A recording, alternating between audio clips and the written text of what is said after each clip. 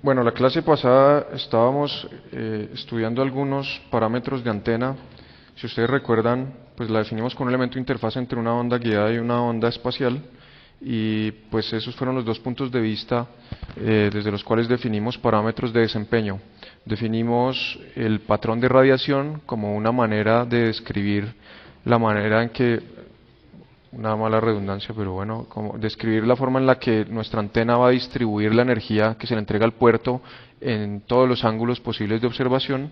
Tendríamos también la polarización, que la definimos como la dirección o la forma, la trayectoria que describía el vector de campo eléctrico en un punto en el espacio. Puede ser lineal, circular, elíptica, mano derecha, mano izquierda. Habíamos definido la directividad como una manera de resumir todo ese comportamiento del patrón de radiación en un número que nos decía qué tan capaz era esta antena de concentrar la radiación en una dirección específica. Hablamos de la ganancia, donde pues, la ganancia básicamente fue la directividad multiplicada por la eficiencia.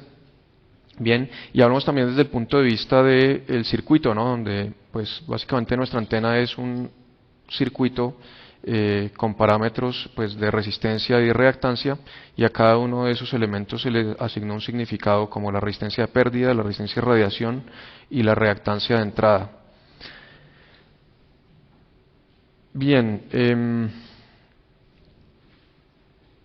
entonces aquí tenemos, bueno, esta fue la última diapositiva. Un punto importante es que la polarización es un parámetro que influye drásticamente sobre la calidad de un enlace. Básicamente para que ocurra una correcta transmisión, la antena debe estar acoplada en polarización con la onda incidente, o lo que es lo mismo, las dos antenas que están comunicando entre sí deben tener la misma polarización. Eh, ese proceso de acople de polarización se describe a partir del factor, se denomina Polarization Loss Factor o factor de pérdida de polarización, que es nada más y nada menos que la proyección de dos vectores que describen, en este caso la polarización de la onda incidente sería este, y la polarización que se le atribuye a la antena. Entonces, pues al ver esta expresión aquí vemos que polarizaciones lineales, por ejemplo, que tengan direcciones ortogonales, simplemente no se pueden comunicar. Es decir, que si el campo eléctrico es vertical y mi antena tiene polarización horizontal, pues en teoría no vamos a recibir señal. De todos modos, pues es importante tener una expresión que sea general como esta, porque nos permite también describir el comportamiento de sistemas con polarización elíptica y circular. Y allí tenemos pues que también funciona la expresión. Eh, Ustedes van a ver en uno de los ejercicios cómo pues una onda polarizada circularmente, por ejemplo, pues puede ser recibida por cualquier antena con polarización lineal, sin importar la orientación. Simplemente van a ver que en cualquier caso se va a perder la mitad de la energía, pero pues eso es mejor a tener la posibilidad de polarización totalmente ortogonal, que en ese caso, pues como les digo, no se recibe alguna señal. Eh, Aquí tenemos otra definición adicional, en realidad más bien es una forma de calcular lo que se denomina la relación axial de una polarización elíptica. La relación axial pues nos da una medida de qué tan parecida es a una circunferencia o a una recta, ¿no? Por ejemplo, una relación axial unitaria nos describe una circunferencia precisamente porque los semiejes son iguales en extensión, mientras que una relación axial muy grande nos describe básicamente una línea recta, porque en ese caso pues la elipse se aplana, es decir, su semieje menor se hace tan pequeño que colapsa en una dimensión. Este modo de cálculo pues básicamente hace uso de la función cond de MATLAB, que calcula el número de condición de una matriz 2 por 2. Podríamos, por ejemplo, hacer un ejemplo para ese cálculo. Eh, Veamos un momento en el script que habíamos ilustrado la clase pasada. Vamos a buscarlo acá.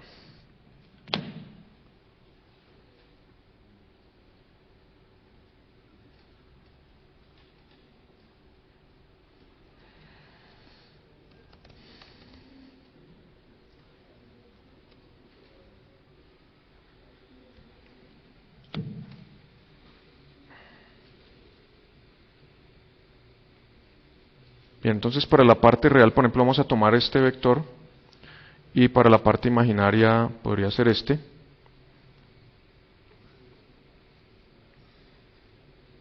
Entonces esto es simplemente la fórmula nos permite calcular con relativa sencillez la relación axial, dadas simplemente las coordenadas de estos dos vectores.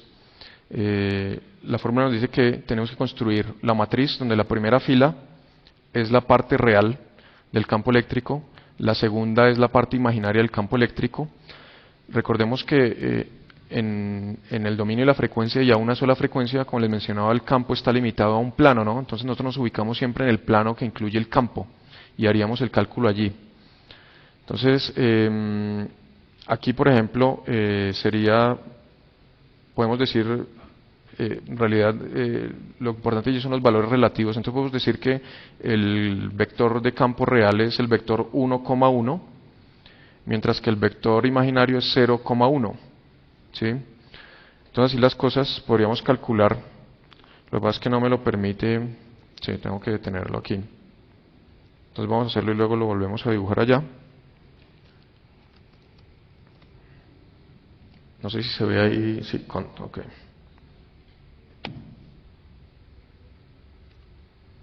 Entonces para la parte real, recordemos aquí la fórmula. Parte real es un vector fila.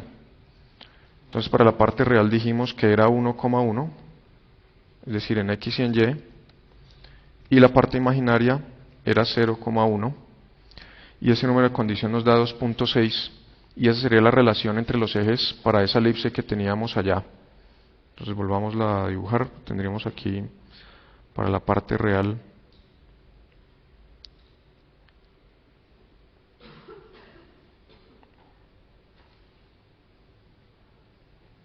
bien, entonces pues es visiblemente intuitivo que esa más o menos es la relación axial de esta elipse, ¿no? Pero tenemos una forma rápida de calcularla, que es a través de esa función de número de condición de la matriz 2 por 2. Bien, entonces lo importante es que ese número, pues cuando es muy grande, por ejemplo, nos va a identificar polarización lineal, es decir, que el campo eléctrico básicamente va a estar oscilando alrededor, a lo largo de una línea, y cuando sea 1, pues tenemos un círculo. Quiere decir que este número es siempre mayor o igual que 1, ¿no? Por definición este número de condiciones es siempre mayor o igual que 1. Entonces, nuevamente los invito a que vean el ejercicio para que hagan los cálculos respecto a el nivel de acople que tenemos entre una onda de polarización circular y una antena con polarización lineal allí. Bien, aquí tenemos otro parámetro que es el denominado longitud efectiva vectorial de antena y es básicamente un parámetro de recepción mediante el cual nosotros obtenemos un voltaje inducido en los terminales de la antena a partir de el conocimiento del vector de campo incidente, es decir, conozco el vector de campo en un punto del espacio, ubico mi antena allí, este parámetro, longitud efectiva vectorial, que es un vector, pues al proyectarlo sobre ese vector de campo nos da el voltaje inducido. Este OC aquí significa Open Circuit y es básicamente el que aparece en el generador de nuestro circuito atrás. Se denomina precisamente de circuito abierto porque en modo recepción, si nosotros abrimos aquí, pues el voltaje que aparece es VA, ¿no es cierto? Al ser la corriente cero. Entonces este VA también se le denomina voltaje en circuito abierto, es decir, el que se obtendría con una impedancia de receptor muy grande. Aquí hay que mencionar que este parámetro de longitud efectiva vectorial, desafortunadamente, pues depende de la dirección de llegada de esa onda, es decir, no me basta conocer el vector de campo en el punto, también resulta importante la dirección de proveniencia y es por eso que uno debe especificar en qué dirección estamos calculando esa longitud efectiva vectorial. Para algunas antenas ese no es el caso, ¿sí? Para algunas antenas no depende de la dirección, pero pues en general hay que tener en cuenta esto, ¿no? Vamos a ver algunos ejemplos ya luego Por ejemplo, una de las antenas más sencillas que sería el dipolo, las antenas típicamente usadas para medir campo, pues son aquellas en las que este parámetro no depende de la dirección de observación. Eso es lo que uno quiere siempre que va a ser medición de campo. Sin embargo, en algunas situaciones pues no es posible. Vamos a ver luego que por el comportamiento recíproco de la antena, o sea, es un teorema que se demuestra, teorema de reciprocidad, ese parámetro de recepción se puede emplear también en transmisión. Es decir, dada una corriente aplicada a los terminales de la antena, puedo calcular el campo lejano radiado por esa antena. Y pues el factor que intermedia entre esos dos es nuevamente esa longitud efectiva vectorial. Entonces, aquí pues recordamos la onda esférica universal. Aquí tenemos la impedancia espacio libre, tenemos el número de onda en espacio libre.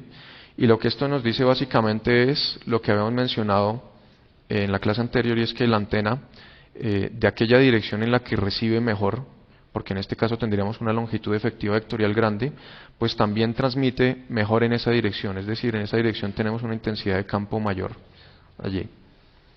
De manera que uno puede medir esa longitud efectiva vectorial a través de un montaje en el que, por ejemplo, la antena está transmitiendo. Yo le aplico una cierta corriente a los terminales de la antena, mido el campo lejano y a través de la relación entre esos dos pues valores que tenemos allí podemos obtener cuánto vale la longitud efectiva vectorial. Hay que decir que ese parámetro, pues como uno espera, está dado en metros, ¿no? La unidad es metros, porque precisamente aquí tenemos nuestro voltaje que está en voltios y el campo que está en voltios por metro, pues necesitamos metros allí para que las unidades se ajusten. Bien, un punto final para anotar sobre la longitud efectiva vectorial es que, siendo esa longitud efectiva vectorial la que determina cuál es la forma de este vector, cuando se usa en transmisión, pues también está indicando la polarización, es decir, el campo radiado lejano es un vector.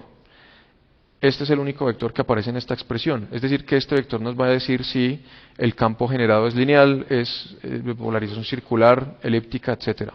Así que nosotros aplicaríamos nuestro test de polarización sobre este vector para determinar la polarización de la antena. Pregunta.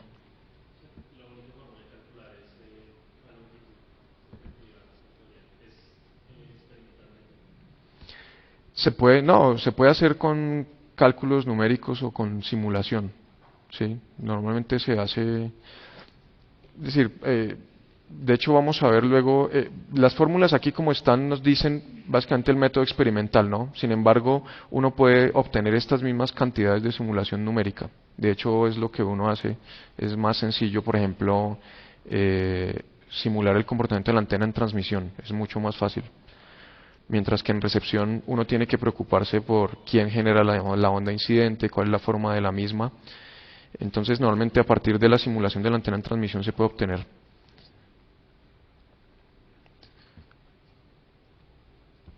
Bien, otro parámetro es la denominada área efectiva de antena, y a diferencia del anterior, pues es un parámetro que tiene más sentido. Bueno, en realidad el anterior en recepción, este también es en recepción, pero no es tan usable directamente en transmisión. Este es un parámetro netamente de recepción, y la idea básica es que representamos aquí nuestra antena como una superficie que está en capacidad de recoger la potencia que está incidiendo a través de ella. ¿Sí?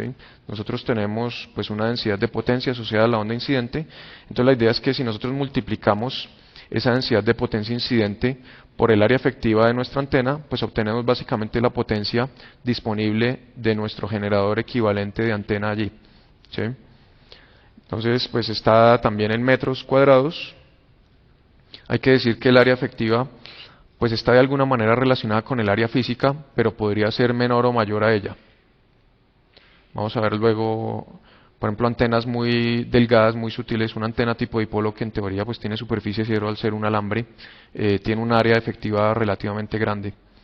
Mientras que las antenas grandes, típicamente reflectores, tienden a tener un área efectiva menor, debido a que pues no se usa tan eficazmente toda la superficie de la antena. Entonces está relacionada con la dimensión física, pero no necesariamente es la misma.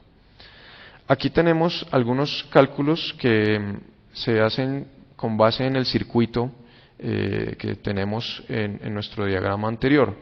Si ustedes ven allí la potencia disponible de nuestro generador, la podemos obtener bajo condiciones de acople complejo conjugado. Si nosotros vemos aquí en este circuito y tenemos en recepción nuestra antena, pues básicamente lo que requerimos es que ZRX sea igual a RL más RR menos JXA, es decir, si la impedancia del receptor es el complejo conjugado, nosotros en ese caso estamos extrayendo el máximo de la potencia del generador. Y es justamente lo que estamos escribiendo allí adelante. En ese caso, ¿cuál sería la potencia que podemos extraer?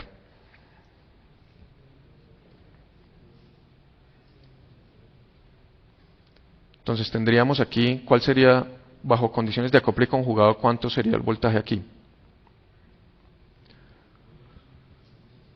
VA medios, ¿no es cierto? Es decir, tenemos básicamente que esta XA se cancela con la que tenemos en nuestro receptor y tenemos un divisor resistivo entre esta y otra resistencia igual a ella. Si esta es el voltaje que tenemos allí, pues la potencia disponible es voltaje al cuadrado dividido entre 2 veces la resistencia. Y es por eso que tenemos aquí este factor 8 sobre en esta ecuación. Es decir, la potencia disponible es el voltaje generador módulo al cuadrado dividido entre 8 veces la resistencia total de la antena.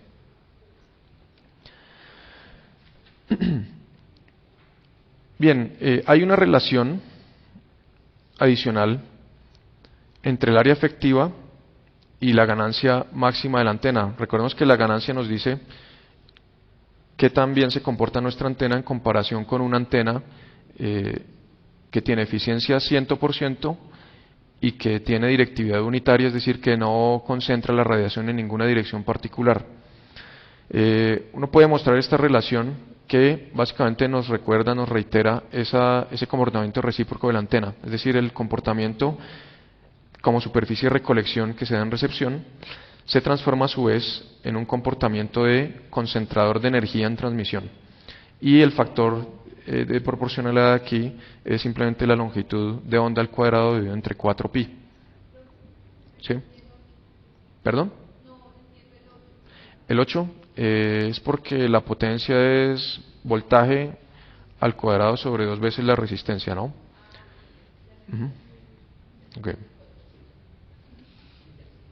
Bien, sí, por lo que aquí estamos con valor pico.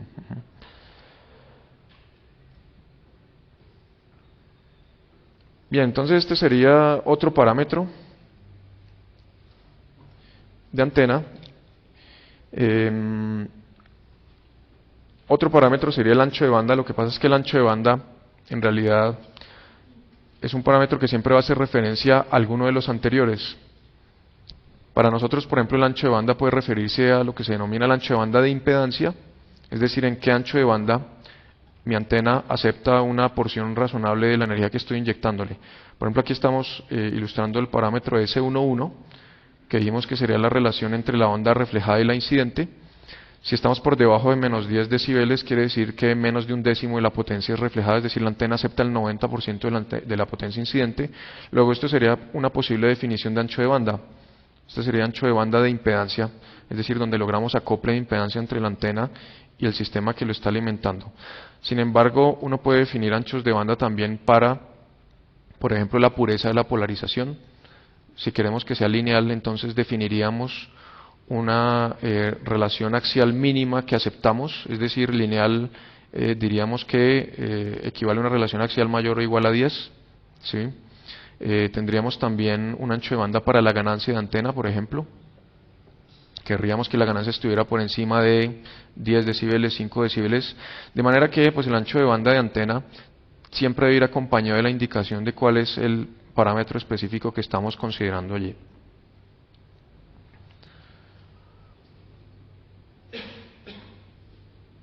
Bien, vamos a ver cómo a partir de los parámetros anteriores podemos establecer algunas relaciones útiles en el cálculo de enlaces entre antenas a gran distancia. El primero de ellos es la denominada ecuación de Friis, que nos permite determinar una relación entre la potencia disponible en el receptor y la potencia aplicada en el transmisor, y pues esto a partir del conocimiento de parámetros como la ganancia de las antenas, la distancia entre las dos antenas y la longitud de onda de operación, y finalmente el estado de polarización de las dos antenas. Entonces veamos, básicamente la idea es emplear los parámetros en modo progresivo aquí. Por ejemplo, si nosotros consideramos que esta es la antena transmisora, entonces el primer cálculo que nos interesaría hacer es determinar, por ejemplo, cuál es la intensidad de radiación que tenemos, bueno, no intensidad de radiación, sino densidad de potencia. Recordemos aquí la intensidad, la densidad de potencia que tenemos aquí en la posición del receptor. Entonces, si ustedes recuerdan, si esta fuera una antena, nuestra antena ideal, isótropa y con eficiencia de 100%, entonces nosotros aplicaríamos nuestra potencia aquí a los terminales de la antena y dividiríamos entre la superficie de la esfera que está centrada en este punto, ¿no es cierto? Eso sería lo que obtendríamos en el caso de una antena isótropa ideal. Bien, lo que pasa es que nuestra antena no es esa, sino que es una antena con una cierta ganancia. Entonces es allí donde entra el factor de ganancia en el escenario, y decimos que esto es multiplicado por la ganancia de transmisión. Entonces la densidad de potencia en el receptor es igual a la potencia aplicada a los terminales de la antena, dividido entre la superficie de esta esfera que está centrada aquí y que pasa por el receptor, ¿sí? Y multiplicado por la ganancia. Allí vemos el significado nuevamente de esa ganancia de antena, y es que nuestra antena va a generar una densidad de potencia mayor a la de aquella antena ideal en esa dirección. Sin embargo, esto es cierto solo cuando yo apunto la antena correctamente, ¿no? Veamos que por algunas direcciones esa potencia debe ser menor, precisamente porque la antena lo único que hace es redistribuir la energía. Entonces uno pues debe asegurarse que la antena esté apuntada. Por ejemplo, este par de antenas aquí no está bien apuntado. Vamos a ver luego que esta antena bocina tiene dirección de máxima radiación en la dirección normal al plano de la apertura, igual para esta. Entonces pues deberíamos garantizar que los ejes correspondieran. Bien, entonces hasta ahí tenemos la potencia incidente, la densidad de potencia incidente. Si queremos calcular la potencia disponible en el receptor, pues entonces acudimos a aquella definición en términos de área efectiva. Es decir, la potencia disponible en el receptor se calcularía como la densidad de potencia incidente por el área efectiva del receptor, ¿no es cierto? Esto nos dice cuántos vatios tendríamos a disposición en nuestro circuito. Ahora, el área efectiva, a partir de aquella relación de proporcionalidad, pues está relacionada con la ganancia, recordémosla aquí. El área efectiva se puede calcular a partir de la ganancia multiplicada por lambda cuadrado sobre 4pi. Entonces nosotros haríamos esa sustitución. Aquí tendríamos entonces ganancia de receptor por lambda cuadrado cuadrado sobre 4pi. ¿Sí? Y entonces sería la potencia disponible en el receptor. Sin embargo, en este cálculo, y es por eso que el área efectiva es un parámetro menos útil que la longitud efectiva vectorial, es el hecho de que no considera la pérdida por polarización. Entonces es un factor que incluimos allí, considerando la posibilidad de que no estén perfectamente alineadas las polarizaciones de esas dos antenas. De hecho, vamos a ver una práctica con un par de antenas bocinas para verificar qué sucede cuando los campos no están alineados. Recordemos que en la guía de onda rectangular el campo eléctrico va a lo largo del lado más corto de la guía. Entonces nosotros necesitamos garantizar básicamente que esas dos guías de onda tengan esos dos lados alineados, ¿sí? Tendríamos básicamente una situación de copolarización si nuestra guía, recordando que tiene el campo eléctrico así, está alineada con la guía receptora, donde nuevamente el campo eléctrico es vertical.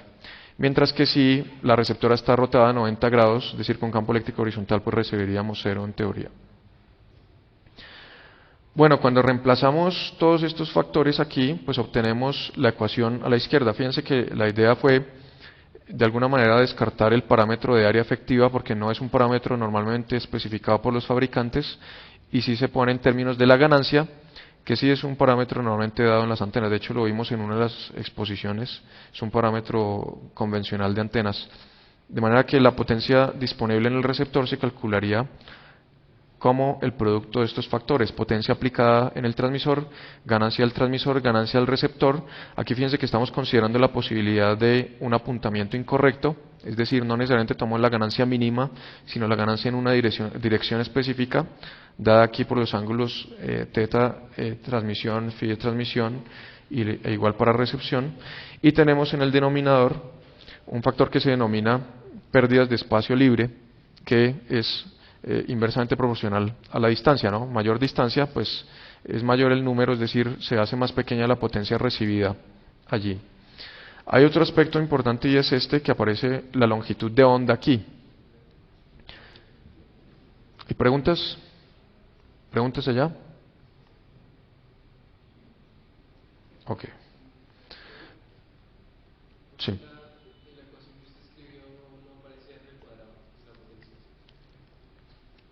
¿Aquí? Ah, es que todavía no lo he reemplazado, no habría que tomar WI e insertarlo aquí. Sí. No, ya aquí, pues sí, salto ese paso porque llegaríamos directamente a esta ecuación. Bien, entonces este lambda en algunas situaciones se interpreta de la siguiente manera, erróneamente. Si nosotros vemos aquí, este lambda está dividiendo, pero es básicamente como si estuviera multiplicando el numerador, ¿no? Entonces uno dice, ah, bueno, entonces la potencia recibida aumenta con lambda, al menos eso es lo que sugeriría esa ecuación. ¿Sí? Es decir, este lambda aquí aparecería como lambda cuadrado. Y entonces algunas veces se dice, por eso es que a altas frecuencias hay más pérdidas, porque si lambda es más pequeño, pues recibimos menos potencia. Pero en realidad ese no es el caso, ¿no? Aquí este lambda aparece en el denominador debido a la presencia de los factores de ganancia. ¿Cómo es esto? Resulta que la ganancia es un parámetro que depende de la dimensión eléctrica de la antena. Lo vemos, de hecho, de la expresión anterior. Volvamos un momento aquí. Si ustedes ven, la ganancia se puede escribir también como el área efectiva sobre lambda al cuadrado por 4pi. Eso nos dice que de alguna manera la ganancia no está determinada por las dimensiones absolutas de la antena, sino por sus dimensiones dadas en longitudes de onda al cuadrado. Es decir, que si nosotros, por ejemplo, quisiéramos hacer uso de esa interpretación y es operar a más bajas frecuencias, ¿qué sucede? Es cierto que esto aumenta, pero las ganancias van a disminuir debido a que la antena se hace más pequeña eléctricamente hablando. O lo que es lo mismo, necesitaría tener antenas más grandes para mantener una ganancia fija a medida que yo disminuyo la frecuencia. Entonces, piensen siempre en términos de dimensiones eléctricas de las antenas. Aquí no nos interesa si cuántos metros cuadrados mide la antena, sino cuántas longitudes de onda cuadradas. Esas son las que nos determinan la ganancia de la antena. Es por eso que pues aquellas antenas que veíamos al inicio eran necesariamente tan grandes para tener una ganancia mucho mayor y pues estar en capacidad de recoger mucha más energía en recepción o enfocarla mucho mejor en transmisión.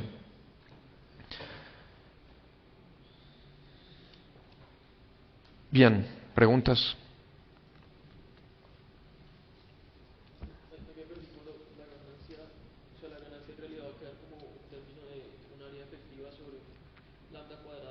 Uh-huh. Daría un lambda a la 4. De hecho, eso es una buena observación. ¿Perdón? Ocurre el efecto contrario al que uno pensaría, correcto.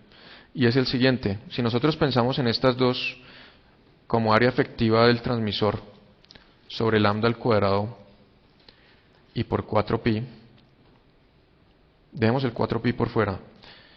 Luego área efectiva del receptor sobre lambda al cuadrado, entonces efectivamente aparece un lambda a la 4 abajo, y para dimensiones físicas fijas de su antena, es decir, usted se compra su antena y miden cada uno 1 metro cuadrado, por ejemplo, entonces esta potencia varía como 1 sobre lambda cuadrado.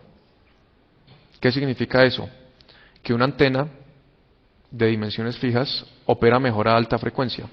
¿Por qué? Porque es más grande eléctricamente, ¿no? Entonces nuestra antena es mucho mayor y es por eso que, por ejemplo, se tiende en algunas circunstancias para comunicaciones móviles pues a ir a frecuencias más altas para poder tener antenas más pequeñas que siguen funcionando bien. Sin embargo, pues ahí entran luego en conflicto otras consideraciones como por ejemplo la capacidad de penetrar paredes y demás que no es tan buena para frecuencias mayores. O por ejemplo atenuación en la atmósfera, o por ejemplo interacción con obstáculos. Normalmente pues hay un punto ahí de equilibrio, llamémoslo. Y es básicamente donde estamos ahora. Para comunicaciones móviles a gran distancia eh, no vamos a llegar, es decir, telefonía celular, no vamos a subir mucho la frecuencia porque simplemente no va a lograr entrar en los edificios. ¿Sí? Bueno, aquí tenemos un ejemplo que en realidad es muy similar a un ejercicio que está planteado allá, entonces vamos a ver solo el planteamiento y ustedes lo terminarían luego. La idea es que tenemos una celda GSM circular, diámetro de 17 kilómetros. Pues este diámetro ya corresponde normalmente a una zona rural, ¿no? Las celdas urbanas no pueden ser tan grandes, normalmente la atenuación no lo permite. Además, bueno, en la ciudad uno normalmente está interesado en cubrir en satisfacer una gran demanda de tráfico, entonces tener una celda muy grande, pues no permitiría hacerlo, ¿no? Pronto vamos a ver luego que, pues, básicamente uno lo que quiere es usar muchas celdas con frecuencias diferentes y esta división en celdas me permite, por ejemplo, reutilizar frecuencias. Es decir, yo podría prestar a esta zona, usar una cierta frecuencia aquí y luego la reutilizaría en otra celda que por esta a una cierta distancia. De hecho, podemos mirar un momento ese principio de reuso de frecuencias.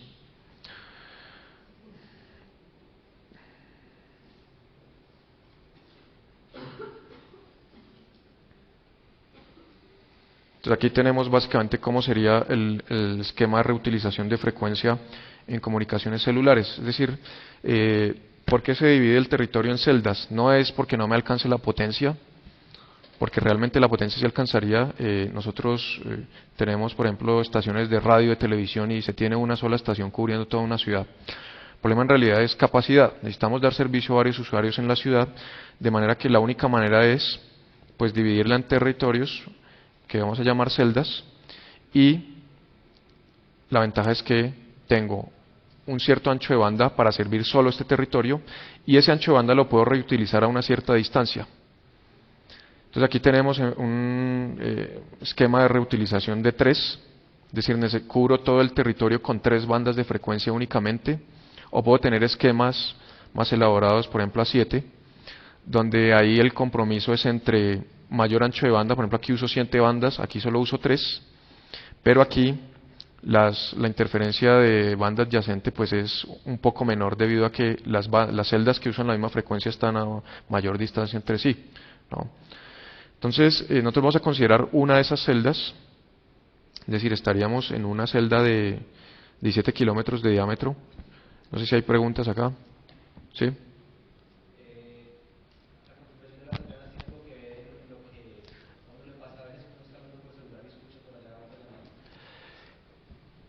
Bueno, ahí es un poco difícil. Es posible, sí, es posible. Lo que pasa es que como la comunicación es digital, es difícil saber exactamente qué estaría causando eso, ¿no? O sea, es difícil que la interferencia sea decodificada por su celular en la forma correcta y es detectar otra llamada, ¿no? Entonces ahí posiblemente son otro tipo de errores, ¿no? En comunicación analógica sí sucede eso, ¿no? Normalmente pues se decodifica directamente la llamada, pero aquí podría ser por otros problemas, ¿no? Eh, eh, Personalmente no me ha sucedido eso, es decir, que en comunicación móvil escuchar otra llamada no me ha pasado. De pronto sí el eco, ¿no? Eso sí se escucha. Y eso sí normalmente es un problema del sistema acústico que uno está empleando. Eh, es decir, si el auricular está muy duro, entonces se realimenta nuevamente al parlante y vuelve y circula, ¿no? Eso sí sucede. A pesar de que hay algoritmos de eliminación de eco y todo, pues eh, no se puede eliminar del todo. ¿Sí? Eso es lo mismo que utilizan ciertas compañías de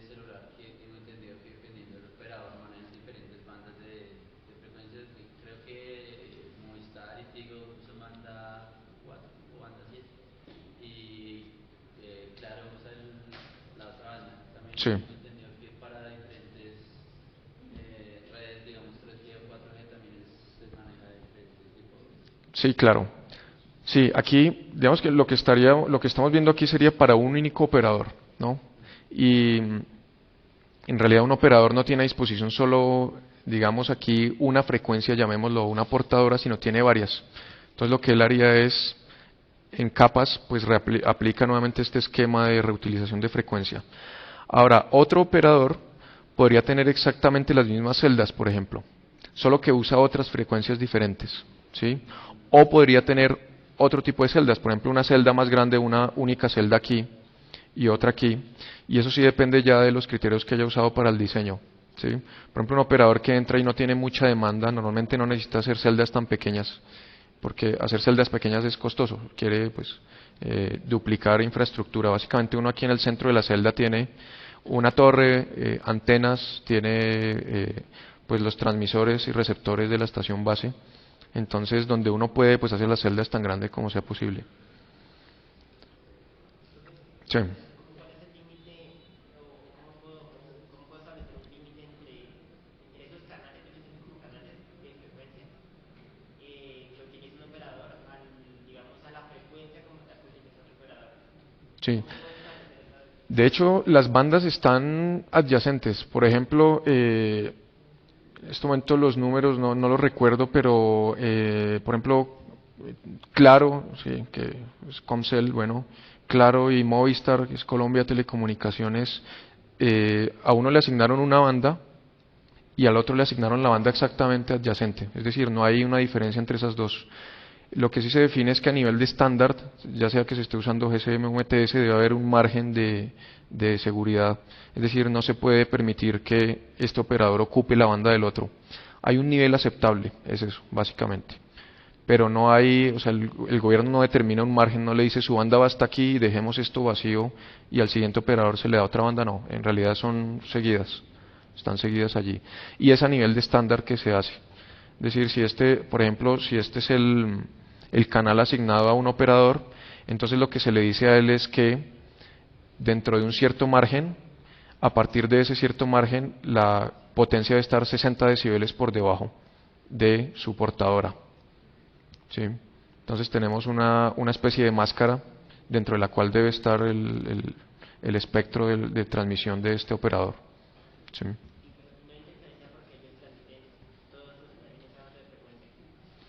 No hay interferencia en principio, ¿no? Porque sí, cada uno, si está bien diseñado los sistemas, ocupa solo su banda.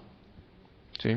Entonces, lo que le mencionaba antes, por ejemplo, su compañero es, por ejemplo, este podría ser el diagrama de cobertura, es muy idealizado porque en realidad no hay dos celdas iguales en ningún punto. O sea, esto se parece más a no sé, unos círculos, es decir, tienen forma de ameba básicamente las celdas allí y son unas más grandes, otras más pequeñas. Pero en términos ideales podría ser este exactamente el mismo diagrama de cobertura del otro operador, solo que en este caso la celda naranja corresponde a otra frecuencia y la roja corresponde a otra frecuencia diferente a la roja del otro operador. Entonces pueden ser iguales, ¿no? Lo que garantiza allí es que los sistemas pues estén bien canalizados. Sí.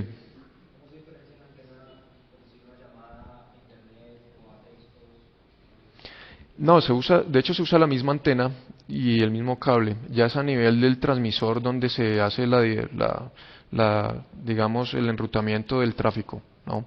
Entonces, la red de acceso es idéntica para voz y para datos. Incluso desde GSM, ¿no? Donde ya teníamos capacidad de datos con GPRS, se usa la misma antena y el mismo canal. Lo que pasa es que allí el canal está dividido en tiempos. Por ejemplo, un canal de GSM tiene 8 ranuras de tiempo y cada una de esas es empleada por un usuario. Y el usuario decide si envía datos o voz allí, ¿no?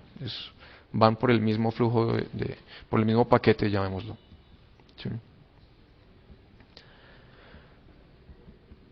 Bueno, entonces aquí nuestro cálculo sería considerar una celda de 17 kilómetros de diámetro. Entonces 17 kilómetros de diámetro.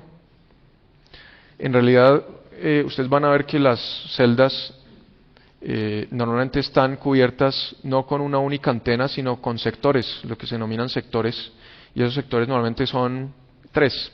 Cada uno cubre un ángulo de 120 grados, y a cada uno de esos sectores uno tiene apuntando una antena o un conjunto de antenas, ¿sí? Entonces este ejemplo pues es uno de tales ejemplos de una celda trisectorial. Tenemos aquí. Entonces lo que se dice es que cada una tiene una potencia de entrada de 15 vatios, ¿sí? Aquí nos dan unas dimensiones de antena que son típicas, 25 centímetros por 1 metro. Esa es la dimensión típica de una antena de telefonía móvil celular. Seguramente ustedes han visto en las BTS allá arriba hay una torre y hay un conjunto de rectángulos muy altos y delgados. Cada uno de esos es una antena. En realidad es un arreglo de antenas. Y son dimensiones pues muy similares a esta. De hecho, esas dimensiones varían también con el servicio, ¿no? Si estamos en la banda baja, tienden a ser más grandes las antenas. Para la banda alta son más pequeñas.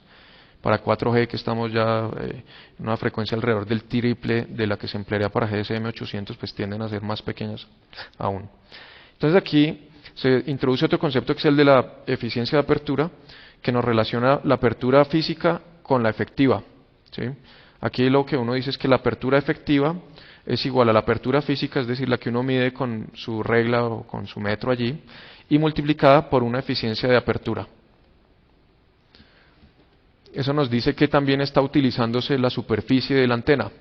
Vemos que una antena más grande es mejor, pero solo si está bien diseñada, ¿no? Entonces es importante siempre tener en cuenta este factor eficiencia de apertura.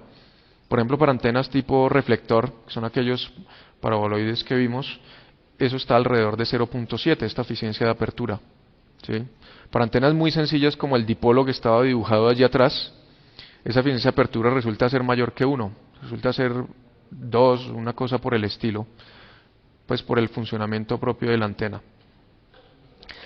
Entonces aquí el procedimiento sería calcularse pues primero el área efectiva, de allí la ganancia, y usar la ecuación de Friis para determinar esta que sería la potencia recibida en el peor caso para un receptor con polarización acoplada, donde el receptor tiene una ganancia de menos 1 decibel. Ese es un valor típico de ganancia. Podemos obtener ganancia negativa debido a la baja eficiencia óhmica de la antena. Si una antena de teléfono móvil celular normalmente tiene eficiencia entre 50 y 70%. Entonces estamos hablando de un número razonable aquí, menos 1 decibel. Si a eso le sumamos, por ejemplo, el hecho de que normalmente está cerca del cuerpo humano, pues la eficiencia normalmente decrece. Tranquilamente, pues el cuerpo se puede estar llevando el 40% de la potencia radiada allí.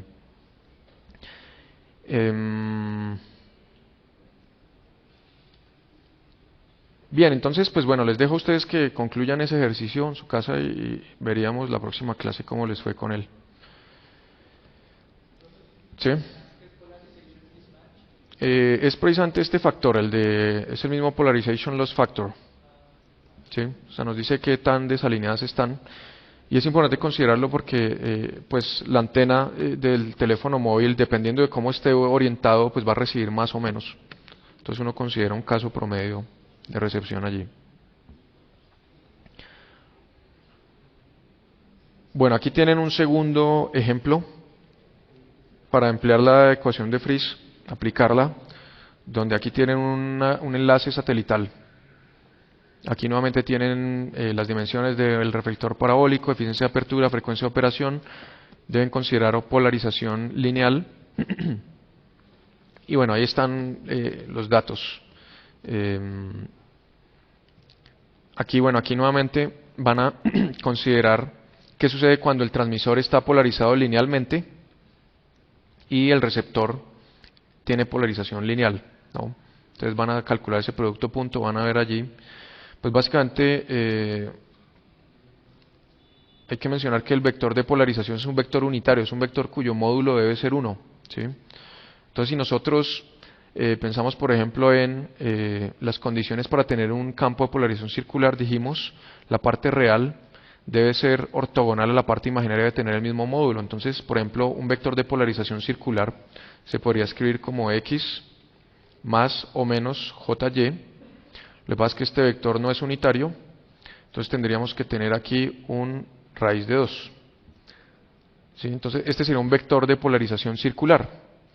Tenemos un vector, la parte real sería X en este caso, la parte imaginada sería Y, que es ortogonal, tiene el mismo módulo, y el más y el menos, junto con la dirección de propagación, si es en más Z o en menos Z, nos dice si esto es polarización circular de mano derecha o de mano izquierda. Bien, entonces consideren para su ejercicio que la onda recibida, es decir, la onda que tenemos aquí en la estación terrestre, tiene esta forma de campo. Bien, para hacer su cálculo. Mientras que una polarización lineal, pues se escribiría simplemente como un único vector de módulo unitario.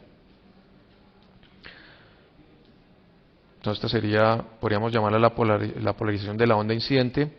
La polarización del receptor la escribiríamos como un cierto vector U unitario, donde U puede ser cualquier cosa, puede ser X cos phi más Y sin phi.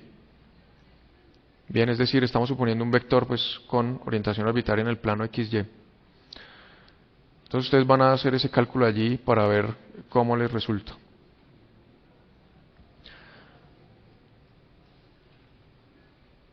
Bien. Bueno, entonces veamos una ecuación adicional que es la denominada ecuación de radar, donde aquí la idea es determinar nuevamente una relación de potencias, es decir, potencia incidente, potencia reflejada, potencia transmitida, etcétera, considerando algunos parámetros de nuevamente el canal, la distancia entre las antenas y algunas características del obstáculo. Entonces vamos por partes. Veamos cuál es primero el fenómeno físico aquí. Tenemos nuestra antena transmisora. Esa antena transmisora produce una cierta densidad de potencia aquí en la posición del obstáculo. El obstáculo, desde nuestro punto de vista, es otra antena que funciona de la siguiente manera. Inicialmente toma parte de esa energía, la recoge y luego la reirradia, la redistribuye. Entonces es una antena que funciona simultáneamente en recepción, capturando esta energía incidente, y luego en transmisión, redispersándola, lo que se denomina scattering, hacer el scattering de la onda incidente. Entonces, si ven, lo que sucede allí en ese segundo paso es que esa energía reirradiada viaja hasta una antena receptora y allí pues podemos entonces determinar algunos parámetros de ese obstáculo, como por ejemplo velocidad, dependiendo del desplazamiento Doppler de la onda recibida. Por ejemplo, el tamaño lo podemos determinar a partir de la amplitud de la onda recibida y bueno, otras propiedades allí. Si ustedes ven, entonces lo que tenemos aquí son dos enlaces de Friis como el que teníamos en el caso anterior. Tenemos un primer enlace en esta dirección hasta este punto y básicamente lo que nos interesa calcular en ese enlace es cuánta potencia recibimos en este elemento que se comporta como antena, ¿sí? Y luego tenemos un segundo enlace en el que este elemento funciona como antena transmisora y el receptor es quien ve la potencia total recibida. Entonces no vamos a hacer el desarrollo, simplemente noten lo siguiente. Aquí tenemos la potencia entrada, la ganancia de transmisión y aquí tenemos un 4pi, olvídense por ahora del cubo, entonces digamos que está al cuadrado y R1 al cuadrado. Entonces fíjense que esa es la densidad de potencia que debemos tener hasta aquí, hasta este punto. Ahora, ¿cómo se caracteriza el obstáculo? Se caracteriza a través de lo que se denomina una sección eficaz de radar o sección transversal de radar, radar cross section, que tiene como unidades metros cuadrados y que no es otra cosa que el equivalente de la apertura efectiva de antena. Es decir, cuántos metros cuadrados representa este obstáculo en términos de recolección de la potencia incidente. ¿Sí? Esa sería la primera parte. Sin embargo, aquí hay otro factor y es esa energía que logró recoger, cómo la redistribuye. Entonces, esos dos factores están incluidos en la sección eficaz de radar. Nos dice no solo que también recoge radiación que llega de la dirección θ1 φ1, sino que también nos dice cómo la redistribuye luego y en particular qué fracción de ella va en la dirección θ2 φ2, que sería la dirección en la que está la antena receptora. Entonces, finalmente tendríamos aquí la ganancia del receptor, que nuevamente el receptor está recogiendo la potencia que ha sido reirradiada por este obstáculo, Y es por eso que aparecen estos factores aquí un poco complicados, pero vean que es R1 al cuadrado, luego R2 al cuadrado, básicamente tenemos dos enlaces de Friis multiplicados en secuencia allí. Esta primera forma es la que se denomina biestática, y un radar biestático es aquel en el que la antena transmisora y receptora son diferentes y normalmente están ubicados a cierta distancia, ¿sí? Ese no es el caso más usado, de hecho el caso más usado es el que se denomina monoestático. En el caso monoestático, básicamente la antena transmite y escucha, de manera que el enlace de Friis pues es la misma distancia, y es por eso que depende con la cuarta potencia de la distancia, porque tenemos el canal de transmisión que va como 1 sobre r cuadrado y el de recepción que va nuevamente con 1 sobre r cuadrado aquí.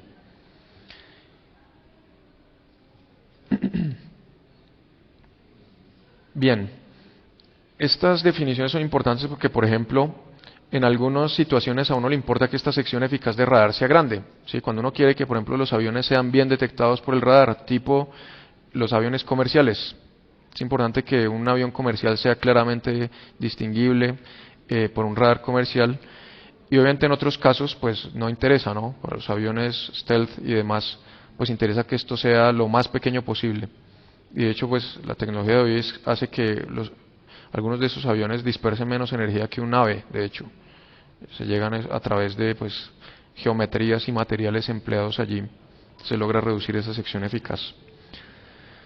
Bueno, esa sería la ecuación de radar, y son dos ecuaciones en las que, si ustedes se dan cuenta, hicimos únicamente uso de los parámetros de alto nivel que definimos para las antenas. Sin embargo, pues se emplean para hacer cálculos de estos sistemas así a alto nivel.